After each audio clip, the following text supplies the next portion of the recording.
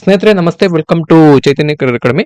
ಸ್ನೇಹಿತರೆ, ಮುಂಬರುವ ಶಿಕ್ಷಕರ ನೇಮಕಾತಿಗೆ ಸಂಬಂಧಪಟ್ಟ ಹಾಗೆ ಯಾವೆಲ್ಲ ದಾಖಲಾತಿಗಳನ್ನ ಅಭ್ಯರ್ಥಿಗಳು ಈಗಿನಿಂದಲೇ ರೆಡಿ ಮಾಡಿ ಇಟ್ಕೊಳ್ಬೇಕು ಅನ್ನೋದ್ರ ಬಗ್ಗೆ ವಿಸ್ತೃತವಾಗಿರುವಂತಹ ಮಾಹಿತಿಯನ್ನು ನಿಮಗೆ ತಿಳಿಸುವಂತಹ ಪ್ರಯತ್ನವನ್ನ ಮಾಡ್ತೇನೆ.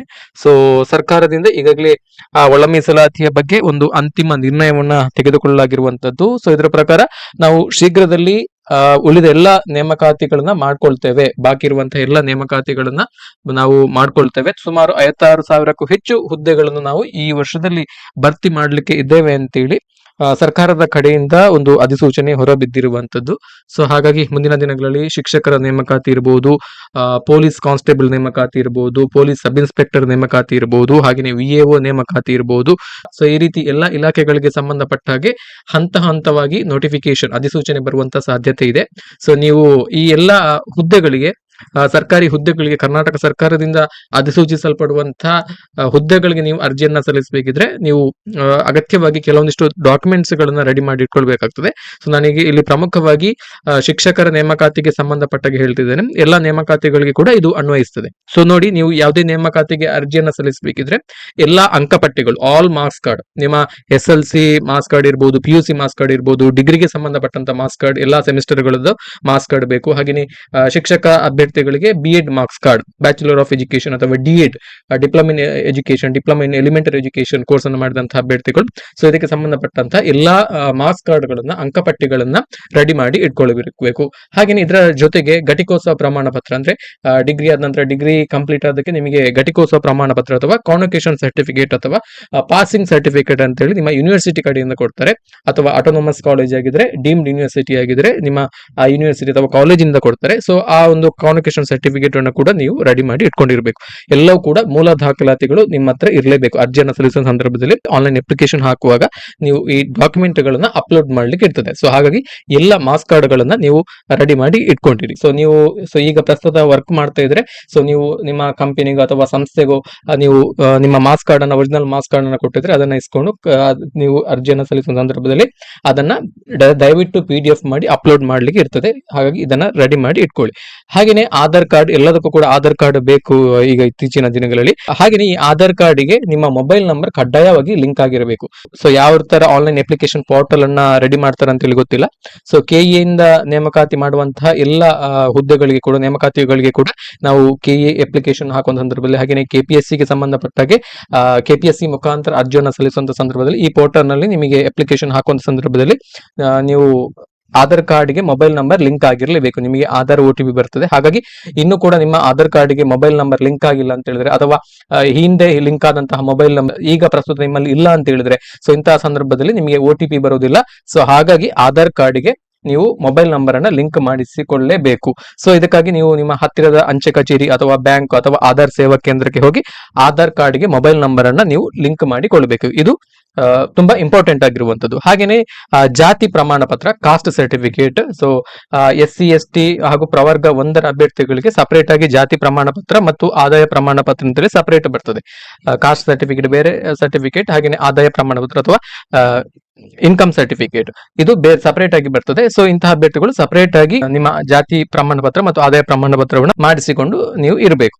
ಸೊ ಜಾತಿ ಪ್ರಮಾಣ ಪತ್ರ SC ST ಕ್ಯಾಟಗರಿ ಅಭ್ಯರ್ಥಿಗಳಿಗೆ ಜೀವಿತಾವಧಿಯವರಿಗೆ ಉಚಿತ ಆಗಿರುತ್ತದೆ, ಲೈಫ್ ಟೈಮ್ ವ್ಯಾಲಿಡಿಟಿಯನ್ನು ಹೊಂದಿರುತ್ತದೆ. ಆದಾಯ ಪ್ರಮಾಣ ಪತ್ರವನ್ನು ನೀವು ರೀಸೆಂಟ್ ಆಗಿ ಮಾಡಿಸಿರಬೇಕು. ಸೊ ಇದು ಜಾತಿ ಪ್ರಮಾಣ ಮತ್ತು ಆದಾಯ ಪ್ರಮಾಣ ಪತ್ರ SC ST ಹಾಗೂ ಕ್ಯಾಟಗರಿ 1 ಪ್ರವರ್ಗದ ಅಭ್ಯರ್ಥಿಗಳಿಗೆ. ಸೊ SC ST ಕ್ಯಾಟಗರಿ 1 ಅಭ್ಯರ್ಥಿಗಳು ಜಾತಿ ಪ್ರಮಾಣ ಪತ್ರವನ್ನು ತಂದೆ ಹೆಸರಿನಲ್ಲೇ ಪಡೆದಿರಬೇಕು. ಅಂದ್ರೆ ತಮ್ಮ ಹೆಸರಿನ ಜೊತೆ ತಂದೆ ಹೆಸರಿರುವಂತ ಜಾತಿ ಪ್ರಮಾಣ ಪತ್ರವನ್ನು ಸಲ್ಲಿಸಬೇಕು. ಹಾಗೇನೆ ಆದಾಯ ಪ್ರಮಾಣ ಪತ್ರದ ಬಗ್ಗೆ ನೋಡುವುದಾದ್ರೆ, ಸೊ ವಿವಾಹಿತ ಮಹಿಳಾ ಅಭ್ಯರ್ಥಿಗಳು ತಮ್ಮ ಹೆಸರಿನೊಂದಿಗೆ ತಮ್ಮ ಪತಿಯ ಹೆಸರಿನ ಜೊತೆ ಪಡೆದಿರುವಂತ ಆದಾಯ ಪ್ರಮಾಣ ಪತ್ರವನ್ನು ನೀವು ಸಲ್ಲಿಸಬೇಕು. ಇದು ಕಂಪಲ್ಸರಿ. ಸೊ ಹಾಗಾಗಿ ಇದರ ಬಗ್ಗೆ ಗಮನವನ್ನು ಕೊಡಿ. ಹಾಗೆಯೇ ಇಲ್ಲಿ 2A 2B 3A 3B ಈ ಪ್ರವರ್ಗದ ಅಭ್ಯರ್ಥಿಗಳಿಗೆ ಜಾತಿ ಮತ್ತು ಆದಾಯ ಪ್ರಮಾಣ ಪತ್ರ ಅಂತ ಹೇಳಿ ಒಂದೇ ಸರ್ಟಿಫಿಕೇಟ್ ಅಲ್ಲಿ ಬರ್ತದೆ. ಅಲ್ಲಿ ನಿಮ್ಮ ಕಾಸ್ಟ್ ಅನ್ನು ಕೂಡ ಮೆನ್ಷನ್ ಮಾಡಿರ್ತಾರೆ, ಹಾಗೇನೆ ನಿಮ್ಮ ಇನ್ಕಮ್ ಅನ್ನು ಕೂಡ ಮೆನ್ಷನ್ ಮಾಡಿರ್ತಾರೆ. ಸೊ ಇದು ಕೂಡ ವಿವಾಹಿತ ಮಹಿಳಾ ಅಭ್ಯರ್ಥಿಗಳು ತಮ್ಮ ಹೆಸರಿನೊಂದಿಗೆ ತಮ್ಮ ಪತಿಯ ಹೆಸರಿನ ಜೊತೆ ಪಡೆದಿರುವಂತ ಆದಾಯ ಪ್ರಮಾಣ ಪತ್ರವನ್ನ ಹೊಂದಿರಬೇಕು. ಸೊ 2022ರ GPSTR ನೇಮಕಾತಿಯಲ್ಲಿ ಸೊ ಇದು ತುಂಬಾ ಗೊಂದಲದ ಗೂಡಾಗಿತ್ತು. ಯಾಕಂತ ಹೇಳಿದ್ರೆ ಅವರು ನೋಟಿಫಿಕೇಶನ್ ಹೊರಡಿಸುವಂತ ಸಂದರ್ಭದಲ್ಲಿ ವಿವಾಹಿತ ಮಹಿಳಾ ಅಭ್ಯರ್ಥಿಗಳು ಯಾವ ಯಾರ ಹೆಸರಿನಲ್ಲಿ ಪಡೆದಂತಹ ಆದಾಯ ಪ್ರಮಾಣ ಪತ್ರ, ಜಾತಿ ಆದಾಯ ಪ್ರಮಾಣ ಪತ್ರವನ್ನ ಸಲ್ಲಿಸಬೇಕು ಅಂತ ಹೇಳಿ ಸ್ಪಷ್ಟವಾಗಿ ಹೇಳಿರ್ಲಿಲ್ಲ. ಸೊ ಹಾಗಾಗಿ ತುಂಬಾ ಜನ ಮಹಿಳಾ ಅಭ್ಯರ್ಥಿಗಳು ತಮ್ಮ ಹೆಸರಿನ ಜೊತೆ ತಮ್ಮ ತಂದೆಯ ಹೆಸರಿನೊಂದಿಗೆ ಪಡೆದಂತಹ ಜಾತಿ ಆದಾಯ ಪ್ರಮಾಣ ಪತ್ರವನ್ನ ಸಲ್ಲಿಸಿದ್ರು. ಸೊ ಹಾಗಾಗಿ ಇದು ತುಂಬಾ ನ್ಯಾಯಾಂಗ ಪರಾಮರ್ಶೆಗೆ ಒಳಗಾಗಿತ್ತು, ಸುಪ್ರೀಂ ಕೋರ್ಟ್ಗೆ ಹೋಯಿತು. ಆನಂತರ ಕರ್ನಾಟಕ ಆಡಳಿತ ನ್ಯಾಯಮಂಡಳಿಗೆ, KAT ಕರ್ನಾಟಕ ಅಡ್ಮಿನಿಸ್ಟ್ರೇಟಿವ್ ಟ್ರಿಬ್ಯುನಲ್ಗೆ ಬಂದು ಸೊ ಅಂತಿಮವಾಗಿ ಇತ್ತೀಚೆಗಷ್ಟೇ ಒಂದು ತೀರ್ಪನ್ನು ಕೊಡ್ತು. ಸೊ ಆ ಒಂದು ಸಂದರ್ಭದಲ್ಲಿ 2022 GPST ನೇಮಕಾತಿಗೆ ಯಾರೆಲ್ಲ ಮಹಿಳಾ ಅಭ್ಯರ್ಥಿಗಳು ತಮ್ಮ ಹೆಸರಿನೊಂದಿಗೆ ತಮ್ಮ ತಂದೆಯ ಹೆಸರಿನ ಜೊತೆ ಪಡೆದಂತ ಜಾತಿ ಆದಾಯ ಪ್ರಮಾಣ ಪತ್ರವನ್ನು ಸಲ್ಲಿಸಿದರು ಎಲ್ಲರನ್ನು ಕೂಡ ಕನ್ಸಿಡರ್ ಮಾಡಬೇಕು, ನೇಮಕಾತಿಗೆ ಪರಿಗಣನೆ ಮಾಡಬೇಕು ಅಂತೇಳಿ ಒಂದು ಆದೇಶವನ್ನ ಕೊಟ್ಟಿದ್ರು. ಸೊ ಅದಾದ ನಂತರ ನಡೆದಂತಹ ಎಲ್ಲ ನೇಮಕಾತಿಗಳಿಗೆ ಸಂಬಂಧಪಟ್ಟ ಹಾಗೆ ಅಧಿಸೂಚನೆಯನ್ನು ಹೊರಡಿಸುವಂತ ಸಂದರ್ಭದಲ್ಲಿ ವಿವಾಹಿತ ಮಹಿಳಾ ಅಭ್ಯರ್ಥಿಗಳು ತಮ್ಮ ಪತಿಯ ಹೆಸರಿನ ಜೊತೆ ಪಡೆದಿರುವಂತಹ ಆದಾಯ ಪ್ರಮಾಣ ಪತ್ರವನ್ನ ಕಡ್ಡಾಯವಾಗಿ ಸಲ್ಲಿಸಬೇಕು ಅಂತೇಳಿ ನೋಟಿಫಿಕೇಶನ್ ಅಲ್ಲಿ ಅಧಿಸೂಚನೆಯಲ್ಲಿ ಸ್ಪಷ್ಟವಾಗಿ ನಮೂದಿಸಿರ್ತಾರೆ. ಹಾಗಾಗಿ ವಿವಾಹಿತ ಮಹಿಳಾ ಅಭ್ಯರ್ಥಿಗಳು ತಮ್ಮ ಹೆಸರಿನ ಜೊತೆ ತಮ್ಮ ಪತಿಯ ಹೆಸರಿರುವಂತಹ ಆದಾಯ ಪ್ರಮಾಣ ಪತ್ರವನ್ನ ಪಡೆದು ನೀವು ಸಲ್ಲಿಸಬೇಕು. ಸೊ ಇಲ್ಲಿ ಕ್ಯಾಟಗರಿ 2A, 2B, 3A ಮತ್ತು 3B ವರ್ಗದ ಅಭ್ಯರ್ಥಿಗಳಿಗೆ ನೀವು ಪಡೆಯುವಂತಹ ಜಾತಿ ಮತ್ತು ಆದಾಯ ಪ್ರಮಾಣ ಪತ್ರಕ್ಕೆ ಕೇವಲ 5 ವರ್ಷದ ವ್ಯಾಲಿಡಿಟಿ ಇರ್ತದೆ. ಸೊ ಒಂದ್ಸಲ ನಿಮ್ಮ ಸರ್ಟಿಫಿಕೇಟ್ ಅಲ್ಲಿ ಡೇಟ್ ಅನ್ನ ಚೆಕ್ ಮಾಡ್ಕೊಳ್ಳಿ. ಸರ್ಟಿಫಿಕೇಟ್ ಮಾಡಿಸಿ 5 ವರ್ಷದವರೆಗೆ ಊರ್ಜಿತ ಆಗಿರ್ತದೆ. 5 ವರ್ಷ ಕ್ರಾಸ್ ಆಗಿದ್ರೆ ಹೊಸದಾಗಿ ಸರ್ಟಿಫಿಕೇಟ್ ಅನ್ನ ನೀವು ಮಾಡಿಸಬೇಕು. ಸೊ ಇದೆಲ್ಲವನ್ನು ಕೂಡ ಮಾಡಿಸಿ ಇಟ್ಕೊಳ್ಳಿ. ಸೊ ಹಾಗೇನೆ ಹೈದರಾಬಾದ್ ಕರ್ನಾಟಕ ಮೀಸಲಾತಿ ಪ್ರಮಾಣ ಪತ್ರ. ಸೊ ನಾನೀಗ ಮೇಲೆಲ್ಲ ಹೇಳಿರುವಂತದ್ದು, ಇಲ್ಲಿ ಯೆಲ್ಲೋ ಕಲರ್ ಅಲ್ಲಿ ಮೆನ್ಷನ್ ಮಾಡಿರುವಂತದ್ದು ಎಲ್ಲರಿಗೂ ಕೂಡ ಕಂಪಲ್ಸರಿ ಆಗಿರುವಂತಹ ಸರ್ಟಿಫಿಕೇಟ್ಸ್ಗಳು. ನಿಮ್ಮ ಕ್ಯಾಟಗರಿಗೆ ಸಂಬಂಧಪಟ್ಟಾಗಿ ಎಲ್ಲವೂ ಕೂಡ ಕಂಪಲ್ಸರಿ ಆಗಿರುವಂತಹ ಸರ್ಟಿಫಿಕೇಟ್ಗಳು. ಸೊ ನಾನು ಇಲ್ಲಿ ಗ್ರೀನ್ ಅಲ್ಲಿ ಟೈಪ್ ಮಾಡಿರುವಂತ ಸರ್ಟಿಫಿಕೇಟ್ಗಳು, ಇವು ನಿಮಗೆ ಆ ಮೀಸಲಾತಿ ಅನ್ವಯಿಸುವುದಿದ್ರೆ ಮಾತ್ರ ನೀವು ಆ ಸರ್ಟಿಫಿಕೇಟ್ ಅನ್ನ ಪ್ರೊಡ್ಯೂಸ್ ಮಾಡಬೇಕು, ಮಾಡಿಸಿ ಇಟ್ಕೊಂಡಿರ್ಬೇಕು. ಹೈದರಾಬಾದ್ ಕರ್ನಾಟಕ ಮೀಸಲಾತಿ ಪ್ರಮಾಣ ಪತ್ರ. ಸೊ ಇದು ಕಲ್ಯಾಣ ಕರ್ನಾಟಕದ ವ್ಯಾಪ್ತಿಯಲ್ಲಿ ಬರುವಂತಹ 7 ಜಿಲ್ಲೆಗಳು: ಕಲಬುರಗಿ, ಬೀದರ್, ಕೊಪ್ಪಳ, ರಾಯಚೂರು, ಯಾದಗಿರಿ, ಬಳ್ಳಾರಿ ಮತ್ತು ವಿಜಯನಗರ.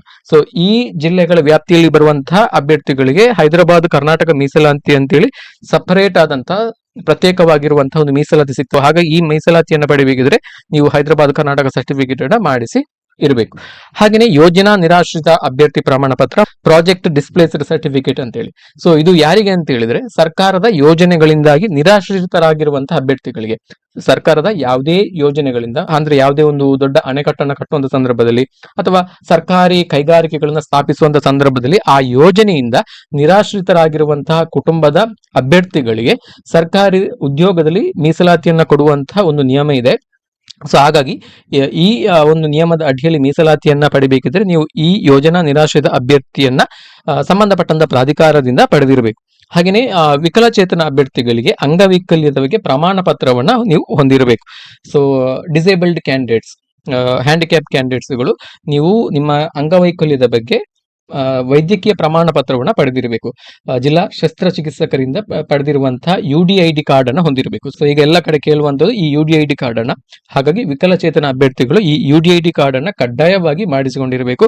ಸೊ UDID ಕಾರ್ಡ್ ಅನ್ನ ಇನ್ನೂ ಕೂಡ ಮಾಡಿಸಿಲ್ಲ ಅಂತ ಹೇಳಿದ್ರೆ ಕಡ್ಡಾಯವಾಗಿ ನೀವು UDID ಕಾರ್ಡ್ ಅನ್ನ ಮಾಡಿಸಿ ಇಟ್ಕೊಂಡಿರ್ಬೇಕು. ಅಪ್ಲಿಕೇಶನ್ ಸಲ್ಲಿಸುವ ಸಂದರ್ಭದಲ್ಲಿ ಅವೆಲ್ಲ ಬೇಕಾಗ್ತವೆ. ಸೊ ಹಾಗೇನೆ ಕನ್ನಡ ಮಾಧ್ಯಮ ಅಭ್ಯರ್ಥಿ ಪ್ರಮಾಣ ಪತ್ರ, ಅಂದ್ರೆ 1ನೇ ತರಗತಿಯಿಂದ 10ನೇ ತರಗತಿಯವರೆಗೆ ಸಂಪೂರ್ಣವಾಗಿ ಕನ್ನಡ ಮಾಧ್ಯಮ ಶಾಲೆಯಲ್ಲಿ ವ್ಯಾಸಂಗ ಮಾಡಿದಂತಹ ಅಭ್ಯರ್ಥಿಗಳಿಗೆ ಕನ್ನಡ ಮಾಧ್ಯಮ ಅಭ್ಯರ್ಥಿ ಅಂತೇಳಿ ಸಪರೇಟ್ ಆದಂತಹ ಒಂದು ಮೀಸಲಾತಿ ದೊರೆಯುತ್ತದೆ. ಸೊ ಹಾಗಾಗಿ ಈ ಮೀಸಲಾತಿಯನ್ನು ನೀವು ಪಡಿಬೇಕಿದ್ರೆ ನೀವು 1ರಿಂದ 10ನೇ ತರಗತಿಯವರೆಗೆ ಎಲ್ಲೆಲ್ಲ ಶಾಲೆಯಲ್ಲಿ ವ್ಯಾಸಂಗ ಮಾಡಿದ್ರು ಆ ಎಲ್ಲ ಶಾಲೆಗಳಿಗೆ ಹೋಗಿ ನೀವು ಅಲ್ಲಿಯ ಮುಖ್ಯ ಶಿಕ್ಷಕರಿಂದ ಕನ್ನಡ ಮಾಧ್ಯಮ ಅಭ್ಯರ್ಥಿ ಪ್ರಮಾಣ ಪತ್ರವನ್ನ ನಿಗದಿಪಡಿಸಿದಂತಹ ನಮೂನೆಯಲ್ಲಿ ಪಡಬೇಕು. ಸೊ ಈ ಕನ್ನಡ ಮಾಧ್ಯಮ ಅಭ್ಯರ್ಥಿ ಪ್ರಮಾಣ ಪತ್ರ ಹಾಗೆಯೇ ಗ್ರಾಮೀಣ ಅಭ್ಯರ್ಥಿ ಪ್ರಮಾಣ ಪತ್ರ ಯಾವ ಫಾರ್ಮ್ಯಾಟ್ ಅಲ್ಲಿ ಇರಬೇಕು ಅನ್ನೋದನ್ನ ನಾನು ನಮ್ಮ ಟೆಲಿಗ್ರಾಮ್ ಚಾನಲ್ ಅಲ್ಲಿ ಕೂಡ ಅಪ್ಲೋಡ್ ಮಾಡ್ತೇನೆ. ಆ ಫಾರ್ಮ್ಯಾಟ್ ಅನ್ನ ನಿಮಗೆ ಅಲ್ಲಿ ಕೊಡ್ತೇನೆ. ಸೊ ಅದನ್ನ ನೀವು ಪ್ರಿಂಟ್ ತೆಗೆದು ಅದೇ ಫಾರ್ಮ್ಯಾಟ್ ಅಲ್ಲಿ ನೀವು ಈ 2 ಸರ್ಟಿಫಿಕೇಟ್ಗಳನ್ನ ಕನ್ನಡ ಮತ್ತು ಗ್ರಾಮೀಣ ಅಭ್ಯರ್ಥಿ ಪ್ರಮಾಣ ಪತ್ರವನ್ನ ನೀವು ಮಾಡಿಸಿರ್ಬೇಕು. ಸೊ ಇಲ್ಲಿ ಕನ್ನಡ ಮತ್ತು ಗ್ರಾಮೀಣ ಅಭ್ಯರ್ಥಿ ಪ್ರಮಾಣ ಪತ್ರವನ್ನ ಮಾಡಿಸಿರುವಂತದ್ದು ಸಂಪೂರ್ಣವಾಗಿ 1ರಿಂದ 10ನೇ ತರಗತಿಯವರೆಗೆ ಕನ್ನಡ ಮಾಧ್ಯಮದಲ್ಲಿ ವ್ಯಾಸಂಗ ಮಾಡಿರಬೇಕು. ಸೊ ಈ 1ರಿಂದ 10ನೇ ತರಗತಿಯ ನಡುವೆ ಯಾವುದೇ ತರಗತಿಯನ್ನ ನೀವು ಇಂಗ್ಲಿಷ್ ಮಾಧ್ಯಮದಲ್ಲಿ ಅಥವಾ ಬೇರೆ ಮಾಧ್ಯಮದಲ್ಲಿ ನೀವು ಸ್ಟಡಿ ಮಾಡಿದ್ರೆ, ವ್ಯಾಸಂಗ ಮಾಡಿದ್ರೆ ನಿಮಗೆ ಈ ಪ್ರಮಾಣ ಪತ್ರ ಸಿಗಲ್ಲ. ಸಂಪೂರ್ಣವಾಗಿ 1ರಿಂದ 10ನೇ ತರಗತಿಯವರೆಗೆ ನೀವು ಕನ್ನಡ ಮಾಧ್ಯಮದಲ್ಲಿ ವ್ಯಾಸಂಗ ಮಾಡಿರಬೇಕು.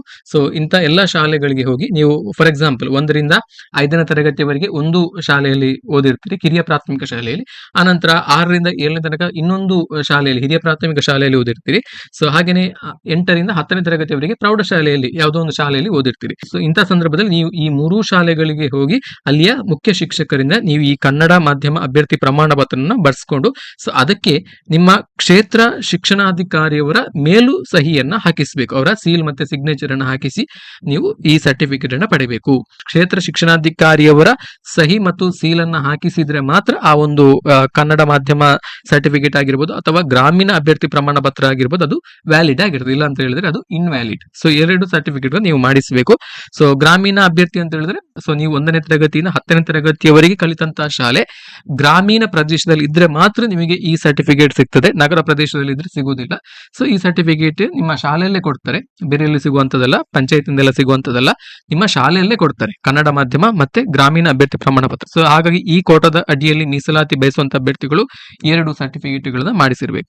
ಹಾಗೆಯೇ ಸರ್ಕಾರಿ ಸೇವೆಯಲ್ಲಿ ಇದ್ದಂತ ಸಂದರ್ಭದಲ್ಲಿ ನಿರಪೇಕ್ಷಣ ಪ್ರಮಾಣ ಪತ್ರ, ನೋ ಅಬ್ಜೆಕ್ಷನ್ ಸರ್ಟಿಫಿಕೇಟ್ ಅಂತೇಳಿ ಕರಿತೇವೆ, NOC ಅಂತೇಳಿ ಕರಿತೇವೆ. ಸೊ ಈ ಸರ್ಟಿಫಿಕೇಟ್ ಅನ್ನ ಕೂಡ ನೀವು ರೆಡಿ ಮಾಡಿ ಇಟ್ಕೊಂಡಿರ್ಬೇಕು. ಸೊ ಈ ಸರ್ಟಿಫಿಕೇಟ್ ನ ನೀವು ವರ್ಕ್ ಮಾಡ್ತಾ ಇರುವಂತಹ ಡಿಪಾರ್ಟ್ಮೆಂಟ್ ಕಡೆಯಿಂದ ನೀವು ಪಡೆದಿರಬೇಕು, ಕಡ್ಡಾಯವಾಗಿ ಪಡೆದಿರಬೇಕು ನೋ ಅಬ್ಜೆಕ್ಷನ್ ಸರ್ಟಿಫಿಕೇಟ್. ಸೊ ಹಾಗೇನೆ ಇತ್ತೀಚೆಗಿನ ಪಾಸ್ಪೋರ್ಟ್ ಅಳತೆಯ ಭಾವಚಿತ್ರ, ಪಾಸ್ಪೋರ್ಟ್ ಸೈಜ್ ಫೋಟೋ ಬೇಕು.